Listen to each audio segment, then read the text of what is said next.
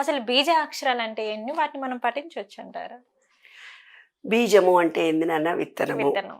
విత్తనం భూమిలో వేస్తే చెట్టు వస్తుంది, అవునా? అవును. ఇవాళ మహా వృక్షాలు పెద్ద పెద్దవి చూసి మీరు ఏమంటున్నారు? ఇది 100 సంవత్సరాల చెట్టు, 1000 సంవత్సరాల చెట్టు, 500 సంవత్సరాల చెట్టు, 100 చెట్టు అంటున్నారు ఆ చెట్టును చూసి. అవును. ఇవాళ మనమున్న సమాజంలో ఎటువంటి బీజాలు వేశారు, ఎటువంటి సమాజం మనం చూస్తున్నాం? స్వచ్ఛమైన మనసుతో మీరు విశ్వంలో ఒక బీజాన్ని నాటండి.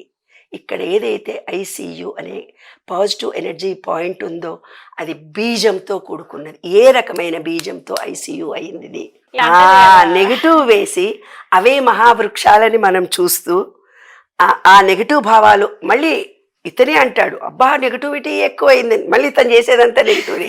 ఇట్లా వాళ్ళు పుట్టి పెరిగిన వాతావరణాన్ని బట్టి, ఆలోచన విధానాన్ని బట్టి, ఇప్పుడు మ్యారేజీల విషయంలో బీజము అంటే ఇదే బీజం. ఈ బీజము అనేది నీవు ఏ రకంగా వేస్తే అదే వృక్షాన్ని నువ్వు చూస్తావు, అదే ఆలోచన, అదే నీ జీవితంగా ఉంటుంది, అదే నీవు ఆలోచించి మాట్లాడి రియాక్ట్ అయ్యే వ్యవహారం, అదే బీజం.